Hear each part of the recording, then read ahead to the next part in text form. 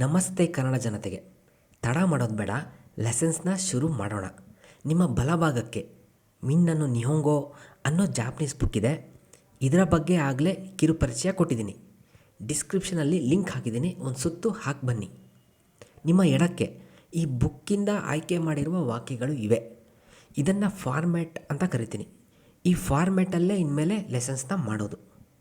Okay, ಈಗ ಈ ವಾಕ್ಯಗಳನ್ನು ಓದಿ ಅರ್ಥ ಮಾಡ್ಕೊಳೋಕ್ಕೆ ನನ್ನ ಪ್ರಕಾರ ನಿಮಗೆ ಈ 4 ಪಾಯಿಂಟ್ಸ್ ಗೊತ್ತಿರಬೇಕು. ಅಕ್ಷರ, ಪದದ ಅರ್ಥ, ವ್ಯಾಕರಣ, ಕೊನೆಗೆ ಇಂಪಾರ್ಟೆಂಟು ಉಚ್ಚಾರ, ಪ್ರೊನೌನ್ಸಿಯೇಷನ್. ಅಕ್ಷರ ಅಂತ ಬಂದರೆ ನಿಮಗೆ ಹಿರಗಾನ ಕಥಕಾನ ನಿಮ್ಮ ಬಾಯಿ ತುದಿಯಲ್ಲಿದೆ ಅಂತ ಅಂದ್ಕೊತೀನಿ. ಈ ಹಂತದಲ್ಲಿ ಕಾಂಜಿ ಗೊತ್ತಿಲ್ಲ ಅಂದರೂ ಪರವಾಗಿಲ್ಲ, ಮುಂದೆ ಹೇಳ್ಕೊಡ್ತೀನಿ. ಈಗ ನಿಮಗೆ ಓದೋಕ್ಕೆ ಈಸಿ ಆಗಲಿ ಅಂತ ಕಾಂಜಿ ಮೇಲ್ಗಡೆ ಹಿರಗಾನದಲ್ಲಿ ಕೆಂಪುಗೆ ಬರೆದಿದ್ದೀನಿ. ಅದು ಕಾಂಜಿಯ ರೀಡಿಂಗು. ಪದದ ಅರ್ಥ ಅಂತ ಬಂದರೆ ಜಾಪನೀಸ್ ವಾಕ್ಯ ಕೆಳಗೆ ನೀವು ನೋಡ್ತಿರ್ಬೋದು, ಕನ್ನಡ ತರ್ಜಿಮೆ ಹಾಕಿದ್ದೀನಿ. ವ್ಯಾಕರಣ ಅಂತ ಬಂದರೆ ನಿಮಗೆ ಗೊತ್ತಿಲ್ಲ, ಇದು ನಿಮಗೀಗಾಗಲೇ ಗೊತ್ತಿದೆ ಅಂತ. ಅವುಗಳನ್ನು ಗೊತ್ತು ಮಾಡಿಸೋದು ನನ್ನ ಗುರಿ. ಉಚ್ಚಾರ, ಪ್ರೊನೌನ್ಸಿಯೇಷನ್ ಇಲ್ಲೇ ಇರೋದು.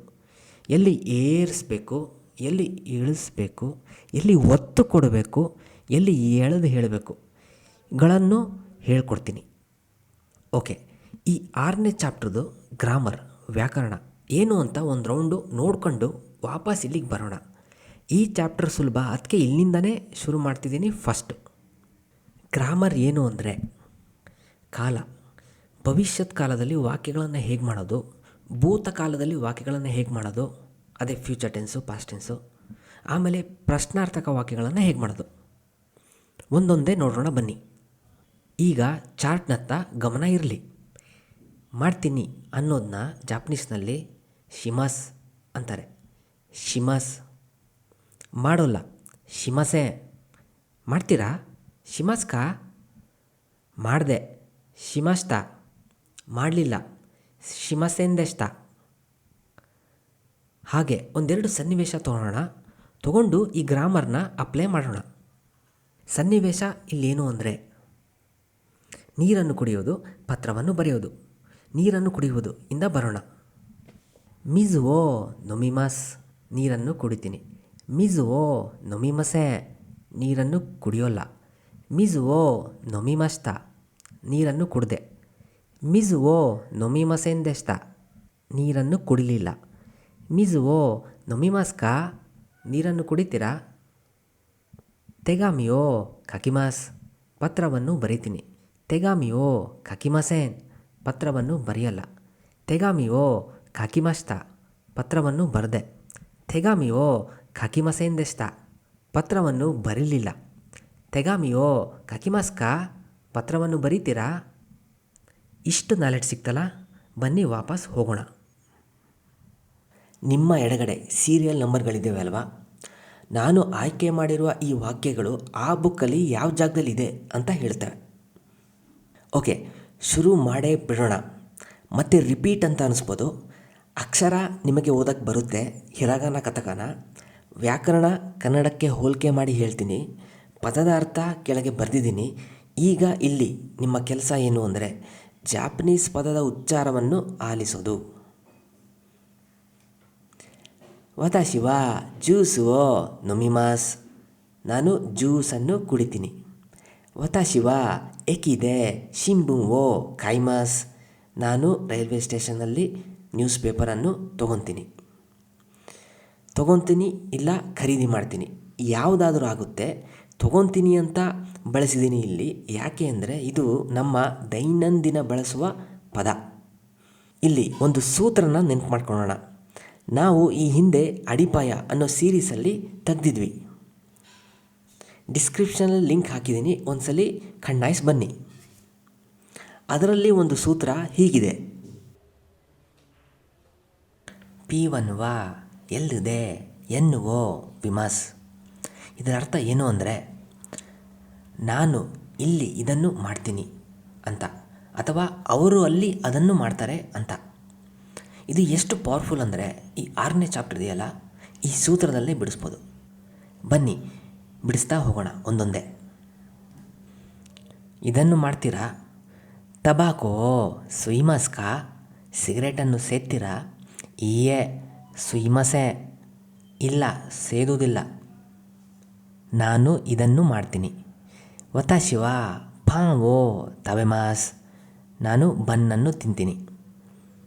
ನೀನು ಏನನ್ನು ಮಾಡ್ತೀಯ? ಅನತವಾ ನಾನಿಯೋ ತಬೆಮಾಸ್ಕಾ? ನೀನು ಏನನ್ನು ತಿಂತೀಯ? ನಾನು ಇಲ್ಲಿ ಇದನ್ನು ಮಾಡಿದೆ. ವತಾಶಿವ ದೆಪಾತೊದೆ ತೊಕೆಯೋ ಕಾಯಿಮಾಷ್ಟ.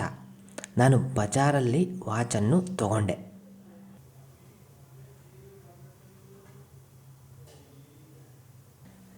ಈ ಸೆಕ್ಷನ್ ಯಾವ ಥರ ಅಂದರೆ, ಎಡಗಡೆ ಪ್ರಶ್ನೆ ಕೇಳಿದರೆ, ಬಲಗಡೆ ಉತ್ತರಿಸಿದರೆ. ಯಾವ ಥರ ಉತ್ತರಿಸಬೇಕು ಅಂದರೆ, ಎಡಗಡೆ ಸ್ಕ್ವೇರ್ ಬ್ರಾಕೆಟ್ ಹಾಕಿದ್ದೀವಲ್ಲ, ಅದನ್ನು ನೋಡಿ ಉತ್ತರಿಸಬೇಕು. ಇದನ್ನು ಮಾಡ್ತೀರಾ? ಇಲ್ಲ. ಒಸಾಕೆ ಓ ನೊಮಿಮಾಸ್ಕಾ? ಈಯೇ. ಎಣ್ಣೆಯನ್ನು ಕುಡಿತೀರಾ? ಇಲ್ಲ. ಈಯೇ ನೊಮಿಮಸೆ. ಇಲ್ಲ, ಕುಡಿಯೋಲ್ಲ. ಯಾವಾಗ ಇದನ್ನು ಮಾಡ್ತೀರಾ? ಆಶಿತಾ ನಿಹೋಂಗೋ ಬೆಂಕ್ಯೋಶಿಮಾಸ್ಕಾ? ಹಾಯ್. ನಾಳೆ ಜಪನೀಸನ್ನು ಅಭ್ಯಾಸ ಮಾಡ್ತೀರಾ? ಹೌದು. ಹಾಯ್ ಬೆಂಕ್ಯೋಶಿಮಾಸ್. ಹೌದು, ಅಭ್ಯಾಸ ಮಾಡ್ತೀನಿ. ಯಾವಾಗ ಏನನ್ನು ಮಾಡಿದ್ರಿ? ಕೆಸ ಶಿಂಬುವೋ ಯೊಮಿಮಾಸ್ತಕ? ಹಾಯ್. ಇವತ್ತು ಬೆಳಿಗ್ಗೆ ನ್ಯೂಸ್ ಪೇಪರನ್ನು ಓದಿದ್ರಾ? ಹಾಯ್ ಯೊಮಿಮಾಸ್ತ. ಹೌದು, ಓದಿದೆ. ಯಾವಾಗ ಏನನ್ನು ಮಾಡಿದ್ರಿ? ಕಿನೋನೊ ಬಾನ್ ತೆರಬಿವೋ ಮಿಮಾಸ್ತಕ? ಈಯೇ. ನಿನ್ನೆ ಸಂಜೆ ಟಿ ವಿಯನ್ನು ನೋಡಿದ್ರಾ? ಇಲ್ಲ. ಈಯೇ ಮಿಮಸೆಂದೆಷ್ಟ. ಇಲ್ಲ, ನೋಡಲಿಲ್ಲ. ಇಲ್ಲಿ ಗಮನಿಸಿದ್ರೆ ಗೊತ್ತಾಗುತ್ತೆ ಹೊಸ ಮಾಹಿತಿ ಸೇರಿಸಿದ್ದಾರೆ ಅಂತ. ಸಮಯ, ಯಾವಾಗ ಈ ಕ್ರಿಯೆಗಳನ್ನು ಮಾಡಲಾಗಿದೆ ಅಂತ. ಬನ್ನಿ ಇದ್ರ ತಕ್ಕಂತೆ ನಮ್ಮ ಸೂತ್ರನ ಮಾಡಿಫೈ ಮಾಡೋಣ. ಟೈಮ್, ಯಾವಾಗ.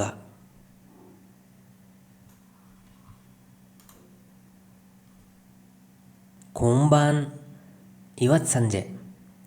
ಕೋಂಬಾನ್ ನಾನಿಯೋ ಶಿಮಾಸ್ಕಾ? ಇವತ್ತು ಸಂಜೆ ಏನನ್ನು ಮಾಡ್ತೀರಾ? ತೆರೆಬಿಯೋ ಮಿಮಾಸ್. ಟಿ ವಿಯನ್ನು ನೋಡ್ತೀನಿ.